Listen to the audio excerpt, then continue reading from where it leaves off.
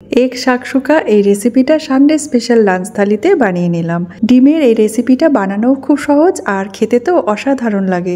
গরম ভাতের সাথে এরকম একটা রেসিপি হলে আর কোনো কিছুই প্রয়োজন পড়ে না। আমার মতো যারা ডিম খেতে খুব ভালোবাসেন আশা করি তাদের খুবই ভালো লাগবে এই রেসিপিটা। চলুন তাহলে এবার রেসিপিটা বানানো শুরু করি।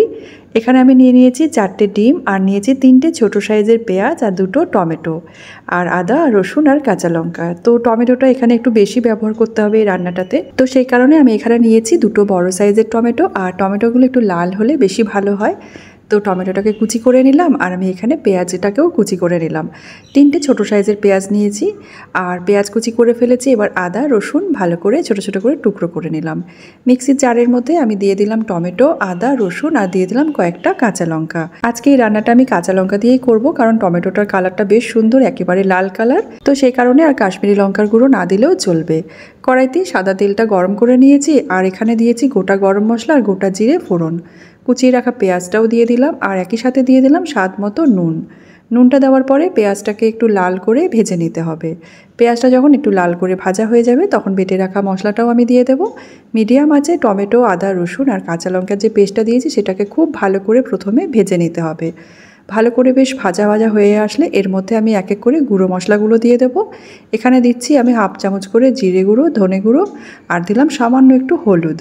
এরপর আমি গুঁড়ো মশলাটার উপরে সামান্য দিয়ে দিলাম গরম জল। গরম জল দিয়ে মশলাটা কষিয়ে নিতে পারলে তাহলে সেই ক্ষেত্রে মশলাটা পুড়েও যায় না আর যে গ্রেভির টেস্টটা খুব ভালো হয়। এবার মশলাটা খুব ভালো মতো কষানো হয়ে গেছে, আমি এখানে দিয়ে দিলাম গরম জল। গরম জলটা দেওয়ার পরে ভালো করে নেড়েচেড়ে নিলাম আর এখানে দিয়েছি আমি কাসুরি মেথি, সামান্য দিয়েছি। তারপরে গ্যাসের ফ্লেমটা একেবারে লোতে করে দিয়ে ডিমগুলোকে আমি এইভাবে ওপর দিয়ে ফাটিয়ে দিয়ে দিলাম। খুব হালকা হাতে ফাটিয়ে দিতে হবে, না হলে কিন্তু কুসুমটা ভেঙে যাবে। এরপর আমি ওপর দিয়ে দিচ্ছি সামান্য করে গোলমরিচের গুঁড়ো। আপনারা যদি ঝাল খেতে পছন্দ করেন তাহলেই দেবেন গোলমরিচের গুঁড়োটা, আর না দিলেও চলবে। এবার ঢাকনাটা বন্ধ করে ততক্ষণই আমি রান্নাটা করে নিয়েছি যতক্ষণ না ডিমটা বেশ ভালো মতো সেদ্ধ হয়ে গেছে। এবার কিন্তু রান্নাটা কমপ্লিট হয়ে গেছে, তবে আমি একটু ডিমগুলোকে উল্টে পাল্টে দিচ্ছি, তাহলে এর যে গ্রেভিটা আছে ডিমের মধ্যে লেগে যাবে আর এটা খেতেও খুব ভালো লাগবে। ওপর সাইডটা দিয়া দিশা একটু পছন্দ করে গ্রেভিটা লেগে থাকলে, ওরা আবার কুসুমটা কাঁচা থাকলে খেতে চায় না। তো সেই কারণে আমি ডিমটাকে একটু উল্টে দিলাম আর এবার ওপর দিয়ে দিলাম গরম মশলার গুঁড়ো।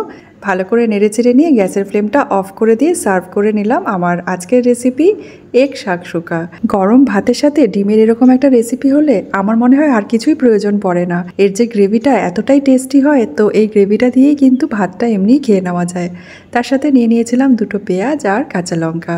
আজকের সানডে স্পেশাল লাঞ্চটা আমাদের ডিম দিয়েই করা হয়ে গেল, কারণ আমার মতো দিয়া দিশাও ডিম খেতে ভীষণ ভালোবাসে। চলুন আজকের কুকিং ব্লগটা এখানেই শেষ করছি। ভিডিওটা ভালো লাগলে অবশ্যই লাইক, কমেন্ট এবং শেয়ার করার অনুরোধ রইল।